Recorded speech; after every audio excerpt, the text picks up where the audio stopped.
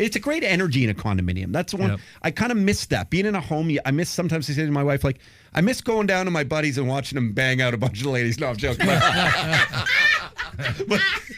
That's your next investment idea. It's just a sex room in your condo. I thought you was going to say like a strip room or something. Right? That was a strip club. That might be. There's like this whole like S&M sex club vibe going on in different cities. That would be an interesting condo theme. You know what I mean? Just like is that your idea? No, but I think it's a good idea. I think it's a good idea. Okay. 1 for 13. Okay. The Todd Shapiro Show, SiriusXM 168. I like that suit today. Do you? Yeah, it's cool. This is my my family tartan. Is it really? Close enough. Yeah. Okay. So much family pride. Yeah, close enough. It's Lamont and McGregor colors, black and blue. Yeah, it's awesome. It's nice. You close a deal today with that thing? I close a deal every day. Wow. Do you close a deal every day? I close between 3 and 5 deals a day. Jesus. Wow. You close between 3 and 5 deals a day. Can you teach me the art? We do 110 deals a month. You do 110 deals a month? At least, yeah. That's unbelievable. Is it? From condos to homes to even your own stuff, like buying land, whatever it is. There's always a deal going down. Yep. Wait, are you like just counting when you go to 7-Eleven and you buy like a Coke? You're like, deal? Are we closing this? Yeah, we got it. And you're like, yeah, put it on the tally. I can't count that? Okay. That counts, doesn't it? Okay, so I close. I can barely afford stuff at 7-Eleven. I got a couple of deals a day. Aisha Alfa, by the way, Brad J. Lamb. How many deals do you close a day, Aisha Alfa? You know, depends on how big we're talking, but I'd say about 33 to 34. Depends if it's a good day, weekends, maybe half that. But that's pretty good. I mean, good job, you though. Good work. Thank you. I'm trying. Yeah. Aisha Alfa lives in L.A. Starting her stand up. That's my credit. I love L.A. Yeah. How's that? Is L.A. and what's the market like in L.A.? The real estate market is strong. It is strong. Very strong. It was very weak in 2009. 2010, but it's super strong. It's come back well beyond what it was. Probably twice as much, say 60% higher than it was before the Great Recession. So much like how Toronto market's tough to afford stuff, would it be similar in Los Angeles? Any great place to live in the world, any place that you want to live in the world is beyond your means for the average person. Hey, that's a great way to, especially for Canadians, to think about Toronto specifically. Because there used to be this thing, Toronto and other Canadian, but Toronto is the hub where everyone wants to be. And that's great if you're in Toronto because you know that it'll always, well, we think always and hope always anyway, keep our housing prices at high cost. So there's somewhat of an investment there for us. Is that stupid to say? It doesn't, real estate prices aren't always on the rise, but cities like New York and Vancouver and Toronto and LA and Miami, all the great cities, London, Paris, prices never really drop much, right? They'll drop when there's a catastrophic event, but within a year to a year and a half, they're back to where they were before they dropped, and they march their way forward again. So it's impossible to time these little year to 18-month setbacks, and it's pointless. Just if you want to live in a great city, just buy something. I was going through the notes. Your right-hand man, who's great, Ryan, sends me notes to make me sound more intelligent in the questions that I ask Brad every week, Aisha. If you didn't tell him that, he would just actually think, it's like, wow, Todd. No, I think Brad's got me figured out by now. Okay. I absolutely would not think that. He's closed too many deals not to understand who I am. Okay. But the Globe and Mail has recently reported a new real estate problem being exposed in British Columbia, where farmland is being sold to speculators and then sold to individuals who are ridding the land of farming potential and building mansions while exposing tax incentives meant for the farmland. And this is interesting. So people are wealthy families going there, getting rid of the farms and just building like stuff you'd see on the old Dallas, what was that? It's not sitcom, whatever they're called. Soap opera? The soap operas. I never watched it. Yeah, but they were actually running a ranch. Oh, they were? So that's okay. Okay. You know what? This is happening everywhere in the world. Yeah. It's not just Vancouver. It's happening in Toronto. There's a fantastic farmland in Caledon Hills that people are buying for luxury country homes, multi-million-dollar country homes. And to buy 100 acres now in Caledon with a house is $10 million. So it's not just Vancouver. What I find interesting is how fucking stupid is government. Like, how hard is it to drive out to the fucking country and count the mega homes being built in the farmland? Like, what do these people do? What do they actually ever leave their office ever to check this stuff out? It blows me away how stupid the British Columbia government is. Boggles my mind. So what's actually happened? So are they putting? I mean, what's actually going down? Like, is this a bad thing because they're buying the land and saying they're going to use it for farming purposes, and that saves them money? I don't understand it. Well, listen, great farmland is being eaten up all over the world for housing. It's happening everywhere, everywhere. And you can't stop people from buying farmland and putting a house on, saying, "I don't want to farm. I'm not a farmer." You can't force them to farm the land if they don't want to. I mean, you can create legislation to force that, but in this case, there are incentives for farmers to farm land in property tax reductions. Same thing in Ontario. You can get your property taxes down to zero on a farm, essentially, if it's farmed for farming. And the same thing in British Columbia. So people are buying farms and getting the tax abatement and not farming. And that's the big crisis. But it's... So the government doesn't go, like what you're saying is they're not, someone sells a farm that's actually farming that gets the tax rebate. Someone goes in there, buys the plot, puts a mansion on, and they're still paying no taxes? Lower taxes. Lower taxes than they would pay as a residential home rate, yeah. So listen, this is just absolute incompetence in the provincial government in BC. And I've been going on about this for months, but like, why does it take the Globe and Mail to figure that out? Why isn't the Minister of Farming in Alberta or in British Columbia drive his car out to, the suburbs? Why do you think that is? Are they ignoring it because it is wealthy people who are using this land and they don't care? No, I don't think people who are in government, who run for government in this country, are qualified for the positions they have. I think they're massively underqualified. They get elected on popularity contests and not on skills. They're given portfolios they know nothing about, and they rely on the status quo that runs the civil service, who are incompetent. Like, government's incompetent. Everywhere in the world, it's completely incompetent. It drives you nuts. But I mean, do they look at you as the enemy too? Is that part of the problem when you come and try and consult with them and give them great advice? And because you share this information with everybody. No, this is the other thing I find interesting, that policy is enacted all the time. And one of the last groups they consult are the groups they should consult, which is the people that make change. They don't consult us at the start. Well, how dare we work with a visionary? How dare we? In Vancouver, back to BC. Are you calling me a visionary? It's a compliment. It's not just those nice glasses. Okay, it's not. I have great vision. It's not. Those are nice glasses. I was thinking that.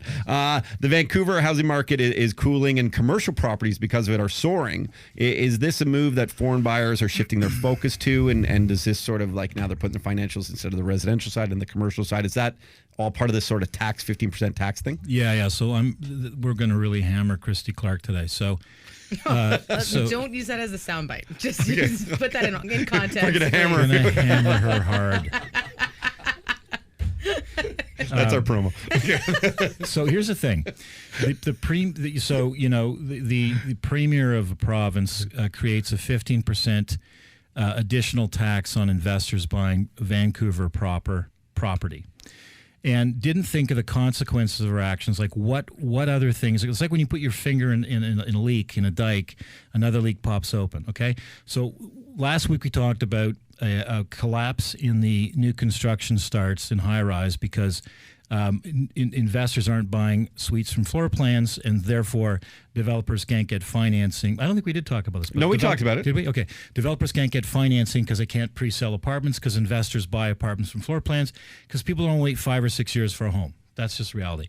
So that happened. That was stupid, and so that's killing the economy. Now, the second thing is, now what's happening is foreign investors are pouring into BC and Vancouver, and they're buying up all the commercial property because the tax doesn't pertain to commercial property.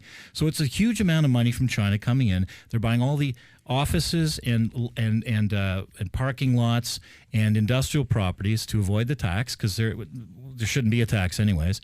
And so now it's 94% increase in transactions in 1 month.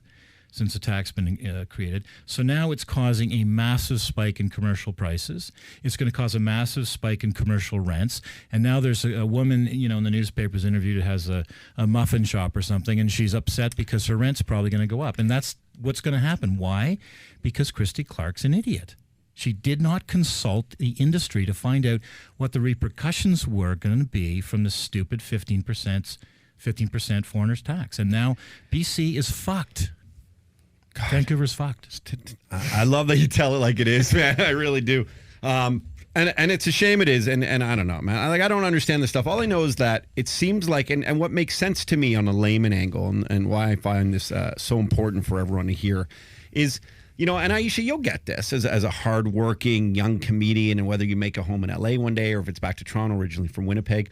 But, you're getting us one way or another. And when I say us, I say like the average kind of hardworking citizen who either wants to make a good home, so now we're going to get screwed out of a good home because of these taxes, or one day when we start a small business out of like our leasing or renting, and that's a shame. And it ends up affecting us right now. These stress tests, having to we need what's the new stress test that I saw that they're saying is going to cause housing prices to surge as well? Or to lower. They're saying that it's going to, the new stress test is saying that housing prices are going to lower or something. What's going on with that? So I don't know, a month ago, our federal government, alongside with CMHC, now says that you can buy a house with a 2.5% interest rate, but you have to qualify at a 4.5% interest rate. So it means that even if you can afford to buy something with a 2.5% interest rate, you now have to be able to qualify for a more expensive property. In effect, it means that if you can afford to live currently with interest rates as they are in a $350,000 home, now you can only buy a $280,000 home because that's all they'll let you borrow. So will that hurt housing prices or help them? Is that good for? Is that? I mean, or are they just going to increase the price so that you can get the home that you would have gotten? You know what? There's no stop in the housing market. You keep saying. I see on your Twitter. So you can stop the housing market by doing completely asinine shit like they did in BC. But it's going to find its way, like I said, it's like putting your finger in a dike. Eventually, there's going to be a break somewhere else. So government interfering in free markets like this is just a bad idea. Like it's regulated perfectly well. Occasionally, there's bad people, that we've talked about,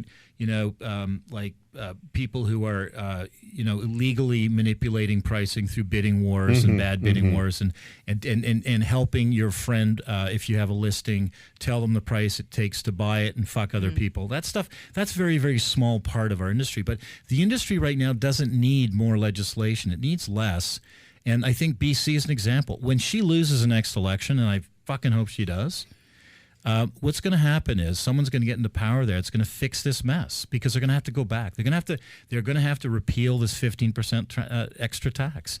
It's stupid. Will it ever come to Ontario? No, never in a million years. Okay, so it won't not happen here. Okay, no. but it's been proposed, has it not? No, it's been the media has chatted about it and very clearly the Premier, John Tory, Sousa, who's our Minister of Finance, has come out very clearly and said it's not. So they get here. it. So they get it. In fact, what happened is our province created a bonus for first-time buyers. They eliminated the land transfer tax. If you're a first-time buyer under $380,000, there's no more land transfer tax on the provincial level. Which was interesting. They're stimulating the market, and the federal government and the CMHC are destimulating the government. It's like this working at odds, It's what a shame. Yeah. Let's talk about some positive things. You got a couple of projects on the go. Everyone wants to know, of course, what Brad J. Lamb is working on, and that visionary and that big mind, that big brain on Brad. Isn't that a line in Pulp Fiction? Check out the big brain on Brad. Isn't that? I think it's a line from Pulp Fiction. I think you're right. You got the Waterworks project, and you're also doing one. It's Brant Richmond Street, and you're doing something around the St. Lawrence Market too. Okay, so hold on. I'm not taking credit for the Waterworks. I wish it's not my project. Oh, it isn't? No, but I think the question there is, okay. Sorry. Do I like it or? I don't know what the question is. Yeah, what are your thoughts on it? Where is the Waterworks project? What is it? The Waterworks building. Why are we talking about another project? Fuck, I don't know. Okay. I didn't write these questions. Okay, that's a dumb question. All right, okay. Lawrence Market. What's your question? I'll say this about the Waterworks. Yeah. What's great about the Waterworks is an old City of Toronto Waterworks building, and they're keeping it. They're putting in a YMCA. So the developer's keeping it, the old building. They're putting in a YMCA for the neighborhood. It's Brant and Richmond, or it's the King West neighborhood. And it's our neighborhood. It's where I met Brad like Sure 15 years ago, man. He lived one above me. I lived in the smallest unit in the place, and he lived with a pool. And I used to always try. lot of chicks going up to that apartment. Yeah, In your apartment, you had a pool? Yeah, I had a swimming pool on my terrace. It was the best. I love how you're just like, yeah.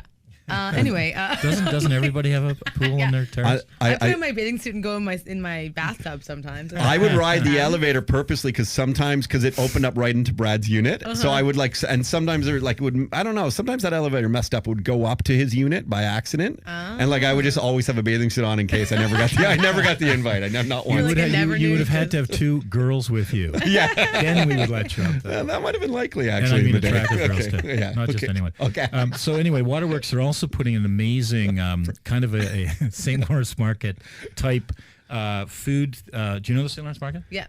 So they're going to put in a mini St. Lawrence Market type I like facility that. in the neighborhood, so you can, and they're also expanding the park there another quarter.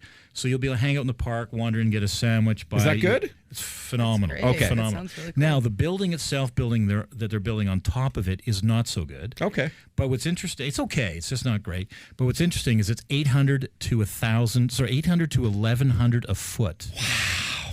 Yeah. Starting at 800 to 11. Yeah. That's crazy And it's to me. almost half sold. What's the okay? So I don't know about per square foot Right. prices. What would be A little closer to Mike, Aisha. Yeah. What would be like a normal something that's someone who's in the middle of the range could afford in that area? So a 600 square foot one in dens, not huge, but most one bedrooms in dens are today. On the park, that would be $670,000 on the park. For a small one bedroom plus. Yes. Wow. And they're selling like hotcakes.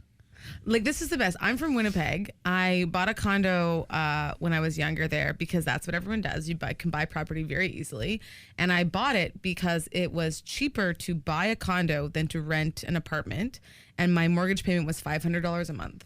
Wow. And it was a great big one bedroom in the trendiest area in the city. Right. And then I came here and I had sold it because I wasn't no one was going to be there doing anything, and I don't like the idea of having to pay someone to rent my place out, until I moved here and found out the prices, and I was like, oh, I like the idea of having to pay someone to rent out my place. Sure. Because they're like, oh great, you can just buy a place in Toronto, and I'm like, no. I could buy the room in the bus shack next to the guy who pees every morning in there. Maybe, No, you're not alone. You're not alone. It's getting expensive. It is. It's in the last year, prices have gone up in the condo market 20%. Wow. And it's going to go up over 20% next year. There's actually less so last year at this time there were 2,300 condos for sale in central Toronto, and there's now 1,100. And we're going into, it's going to get very, very, very tight now we're in the winter months. It'll drop down to probably 400 or 500 units, which means that there's probably 5 buyers for every unit for sale. In your buildings, Brad, how does it work now in terms of smaller units to 2 or 3 bedroom units? Like, has there been a switch? And I don't know, again, from what I heard is there was a time they were building bigger units, but then they went to just more smaller ones for, like more one bedrooms or studio style. Yeah. But are you getting back to building more for families? Are you finding that that's happening? It's interesting you say that, because in the 80s and 70s, people were building large units for families, and then we went on a complete different track, and we're building small apartments for young people and young couples. Today we're building more for families, because I always said that once a single, like a semi in Toronto was $1.1 million or $1 million in that range, it was out of the reach of most people. And then couples would have to buy the $500,000 or $600,000 condos, and that's what's happening now. So we're seeing more and more couples. They won't buy something and wait for 5 years. I mean, you're in love, you're having a baby, you're not waiting 5 years for your home. But they will buy in a completed building, a newly completed building, in the unsold inventory or resale. And we're seeing a lot of people buying those. They've given up on the dream for a house for now, and they're getting in the market, and down the road they can sell their condo and buy, like you did. But it's funny because after, and not that I could afford the Oomph Lounge where we were, because at Theater Park, which is absolutely beautiful. We rented out one of Brad's places, we did a deal anyway. It was and everyone was there. You didn't rent it. Yeah, we didn't rent it. We did a deal. Gifted. It was gifted. Yeah. I know. I don't know why I said that. No, I didn't rent it. He gave it to me for a week. I know I was grateful, and we didn't put a scratch on it. Thankfully, no, you did a great. We're actually going to sell that apartment. Oh, good. Yeah. Okay, great. Damn. It's amazing. But I thought to myself, and the reason why my wife and I have this conversation, Brad, is I've told you this. I wanted to look at some other places that I probably could afford, because while I love my home and it's great and it's amazing and it's beautiful, I miss the amenities. Like I miss going to a gym. I miss maybe having a pool there, like you did in Theatre Park on the 6th or 7th floor. Those little things, because time is so scarce when you have your kids. So. Now, like, it would be nice. Like, so I kind of get that. Like, I kind of get, even if you have kids, living in condominiums again. Yeah, if you design a building to have enough amenities for families, and the units are dignified in the size and the style, then families will come back, and they are coming back in larger numbers. So, what we always wanted was to populate the inner core with more families with kids, and not have them leave to the suburbs and to the northern kind of more expensive neighborhoods. And that's happening now. So that's very exciting for the city. So this leads me to my presentation on this week. Would Brad invest in this? So, and maybe this has been done, and I apologize if it has, especially if it's a competitor. You realize you guys are 0 for like 12, right? Where's it? I've invested no money in this enterprise. I think this would be great in a condominium, though. 0 money. He's never going to invest any money. By the way, if you ever had an idea to pitch, Aisha, now's the time. Okay. Okay. So keep get her going. Blah will go next, and you'll have a bit of time. Okay. But this one is more serious. Would you ever build within a condominium development, which you do so well at, making the nicest ones ever, with the best lamb standards possible? Yes, I do. These amenity rooms, why don't you do, maybe you have, I'm sorry, but my idea is, I would build it out, is like a really cool area that like daddies or mummies can go down with their kids, and it's like a massive, cool playroom that's a part of the condo, like only for the kids though. Yeah. Is that in one? Is that possible? Is that like a McDonald's playroom? Something like but that, for yeah. The condo. That's a great idea. You did not invent that idea, but okay. But you came onto it, quickly. That's great. I don't know how I could make money at that, but that's a great idea. Developers are doing that. Oh, they are. Okay. We're actually going to. We're doing more family-friendly stuff, like rooms for babysitting rooms, like freak-out rooms, so you can throw shit against the wall and jump and stuff. Oh, and that's we're also doing stuff for dogs, because young women love dogs, man. Do you have a dog? No. I walk out of my front door and I see hundreds. She's not a young woman. I was like, no, I'm not. I'm not going there. But young women love dogs. It's crazy. So we're putting places now for them to spray off the poop and so on from a dog outside, and let them poop near the building, and there'll be like a poop station where you can. That's brilliant. That's brilliant. That's absolutely brilliant. And then guys can hang out there for these young women, right? Around the poop. There you go. But maybe you can't make money on it, but if you have some bigger units and you want to, I thought honestly, if you want to sort of encourage young families to go maybe back to condominiums, what they're used to living in Toronto or living, anywhere, like condominiums are like such a great lifestyle. It's a great energy in a condominium. That's the one I kind of miss that. Being in a home, I miss, sometimes I say to my wife, like, I miss going down to my buddies and watching them bang out a bunch of ladies. No, I'm joking. That's your next investment idea. It's just a sex room in your condo. I thought he was going to say like a strip room or something. Right? You'd have a strip club. That might be. There's like this whole like S&M sex club vibe going on in different cities. That would be an interesting condo theme. You know what I mean? Just like is that your idea? No, but I think it's a good idea. No. I think it's a good idea. Okay. 1 for 13. Okay. Anyway, so I just thought it would be a cool room, and the reason was because we took my kid all the way on the east side into this like warehouse area, and you got to pay like $12 for your kid to go run around and throw shit against the wall. Yeah. And I thought that I can understand that being desirable within a condominium. To anyway, it is. By the way, there's at the end of Strawn, there's a kids thing right there, right in the.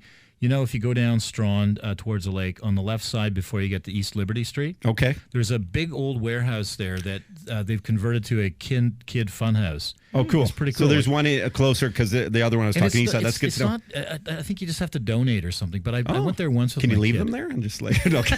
If you're a bad dad, you can do that. Sure. Yeah. Go to jail, maybe. Bilal, it's your turn. Good luck, pal. Good luck. All right, so this one comes from the heart. No. All right, I'll listen. All Sorry. right, thank you, Brad. So yesterday I asked out a 19-year-old comedian on a date on the show, and that's Say her as you name. can Say guess, her How name. old are you? I'm 28. 19, eh? Well, my parents had like a 13-year age gap. I'm sitting here beside Todd, who had about a 13-year age but that's gap. probably like 40 and 27. Yeah. That's okay. Anyway. So I should wait. All right, but pervert, so no. So my idea, because I just struggle with the women, is an app, and I struggle with the dating apps, and it's Oh, one sec. essentially- Sorry. Did she say yes? No, of course not. Oh. Yeah, of course not. That's part of your the problem. most confident I've ever Right? heard. Yeah. That's your problem. You're going in thinking no. You should have said you're going out with me. Anyway, sorry. Keep going. No, I compared myself to the 76ers. Don't do that, guys. Don't do that, guys. Anyways, so the idea is, because the dating apps don't work for me, I don't know what it is. This is probably a myriad of reasons. So I figured if there's something that was more simplified and almost more gamified, and it was basically date roulette. I'm in this location. These are my criteria. Spin the wheel. I'm going on a date with someone, and if X criteria's match, that's good enough. We're splitting the bill. And that's my it. God. And I've I also thought- given up all I hope was on life. thinking Split in the Russian bill. roulette. Like these are these 5 guys. You have to say yes, and then we pick which one of them you have to go out with. I don't think you're ever getting a girlfriend. That's a fucking terrible idea. Dating roulette. If you First of all- spin first it, of if she doesn't say it, you've got to pull the trigger. Okay, so on that idea. Okay. I got a sound effect here for it. Yeah. Oh no. Oh wait, that was the wrong Oh, one. that one. Oh, even better. Okay. Okay. Wait, did you want to finish it off? Just how sad that was? I don't really understand it, but I'll say this. So, like you'd go out, there's no criteria for you then, basically. Like you just take whatever comes your way. So for the criteria, like I'll just give you my criteria as an example. So it'd be I'm allergic to cats, so no cats. And then that's it would most be ladies. like body type, like I'm thin, so maybe someone who's thin. And then, maybe like an age criteria and then a gender criteria is very important. And that would be it. It'd be very, very limited, bare bones, like the absolute minimum, the minimum requirements. Really? I don't think that's going to work. But, I don't think it's that hard. Why don't you just, confidently ask someone out on a date? And by the way, 50-50 is your problem, my friend. You always pay when you take a woman Yeah, out. you got to pay. You got to pay me. This is a slow clap coming from slow. Aisha Alfa on the Yeah, boom. end. Aisha Alfa. Boom. Not that we need you to pay, but it just, you know what I mean? If you're going in like, hey, I'm a skinny guy, I'll pay for 50% of the bill. I won't eat as much. What is it? What kind of offer is this? Yeah. You know? I don't know. Do you tell them you're a virgin when you go out with ladies? No. Are you a virgin? He's a virgin. Pedro's a virgin too. 34 and a half. Fuck off. Yeah, I hire only virgins because they work harder for you and for free. It's because they have nothing else to do. It's You amazing. actually, are you allowed to ask them if they're a virgin on their application? On air, you can do anything. That's like the human resources code goes off when it's on air. It's the best part about having a radio show. And we found out because maybe yeah. you should go see a hook or something. It's been brought up many times. It's just not my style, but I appreciate it. Well, Brad. you have no style right now. I mean, there's nothing going on. It just doesn't feel right. It doesn't feel right. So I can can't see do that. it. Yeah. Do you not get date? Like, here's the thing. I don't believe that you can't get a date. I'm really disbelieving of this because you're a nice guy. Yeah. You know, you're a nice guy. There's nothing wrong with your face. No, You thank you. know what I mean? There's There's stuff nothing wrong with my your face. Like you're good. Like you're a handsome guy. cute guy. And I mean, Thank you. I don't understand why maybe your standards are too high. Well, that might be part of it. Julie, I don't know. I've I know who lowered you them asked quite a out, and bit. she's like a good-looking, Yeah, it's a lot of my comedian, league. confident chick. Like I don't know. No, but are you saying like them? Are you saying sort of like you wouldn't want to go out with me, would you? Is that how you're asking someone out? Go get the handout. Here. Go get the handout. Go get the handout. Just go get it here. Thanks, Lewis. Because that wouldn't work. Did you? Sorry, repeat the question just because I was stumbling over the wire to get the handheld there. Oh, I see. I said, is your method of asking women out saying something like, you wouldn't want to go out with me, would you? No, like I had a whole spiel and it was sticky and it was funny and I love it when was Muslim guys say spiel. That still always cracks me up. like I don't know. That's like my favorite thing ever. Did you say it was sticky? Yeah, but because it was on the radio, so it had to be entertaining. Here, come around here. Let me look at you again. Yeah. I want to see what you're wearing. We got him Well, done like- up at Got Style. Yeah, I don't know. Today, Okay. like yesterday, I took the path for like 10 minutes and my hair was good, and then I wore like better jeans and like a dress shirt. But today I've like lost. a lot Because of you were hair. intending on asking Yeah, her. Yeah. exactly. Oh, you I- planned it. Yeah, Oh, Booked her. man. He booked I threw on a her. hood and I was like, Really? Oh wait, she was on air and you asked her out. Yeah. First of all, that's the first one. Don't. It's like when people propose at like a stadium. Don't do it. Do it Yeah, privately. well, Yeah. People don't want to SiriusXM be in will front of be everyone. doing that. When you're having sex, you're gonna do that? Is that what No, you're no, no. I saying? said I don't think the station wants me to do that. So that's not happening again. What do you mean? What? I don't know. Oh, did you get in trouble for that? No, I didn't get in trouble. Because what he did is he abused his privilges as a Probably producer. To some extent. It's like when she said no, she had you just nothing to turned her promote. mic off afterwards. Yeah. Oh, Get out. Oh, Get out. you don't want to date me? Well, then no one's going to hear your opinions. No, I thought it was a nice attempt. Yeah. Yeah. Well, good for you. You tried. Yeah. Got to keep trying, right, Brad? Yeah, Got to keep I've trying. been trying, so that's a step. Yeah, I think you're going to have no problem. I think it's just showing like a confidence is I think important because you've got all the tools, my friend. Thank you. That's nice of you to lie, but I'm not lying. no, I know, it's very sincere, Brad. Actually, you know, and I'll ask you honestly because, your sort of presence and history dictates this is success. Your presence is that, the way you look, the way you speak, you're educated, engineer, college, great guy, great development company, real estate company, all of it at Brad J. Lamb. But have there been times, and I'm being serious actually, like that you've sort of failed at something, had to push yourself to do more that you didn't expect to? Like, I don't mean to get out, because I think it's important for those to see, like, you know, to humanize, I think, the ones that we never expect to have it happen to them. Yeah, of course. I mean, you know, when I was 12, I wanted to be Bobby Orr. I failed. I'm not Bobby Orr, right? So, and all through anyone's life, if anyone says they win at anything or everything, they're lying. I mean, the key is to never give up and to keep fighting. And even today, I mean, you know, I finished a beautiful project and we closed it today, and I'm proud of it. But I didn't make, so my standard is it architecturally great? Are people happy? Is the general buzz about it amazing? And did I make a shitload of money? And I didn't make a shitload of money. I made half a shitload of money. So I failed in my mind in that endeavor to make the pro forma numbers I wanted to make. Still made money, good money. But yeah, I mean, nobody wins all the time. And the key is to not give up and keep fighting. I think what I got out of that is, because I think of Juliana Rodriguez as a 9 or 10 out of 10, so you got to go for a 4.5 or a 5. You know, I think there's a good message there. Brad, I think we got a bit off topic today. I apologize for that, but make sure you go down to TorontoCondos.com and check out all of the incredible projects going on. Get the Lamb standard anywhere in Canada, the best standard condominium finishes in the industry, and make sure to live in a Lamb. Thank you to Mr. Brad J. Lamb. Lots of fun hanging out with you, sir. Thank you. And we'll go to that Raptor game soon. Okay. You know, as I was coming here, I thought about I still have to figure that out. There's a bunch of games in December. I've got tickets for about 7 games. Okay, I'm such a mooch. Guys, if you ever need, you know, like a cool Afro chick next to your side. I think I lost out on my seat. Okay. Yeah. If you want some girls and you want it to not have a dick attached, I'm the one for you. So you don't have a dick. Okay. I got it removed a long time ago. We're fine. Good to know.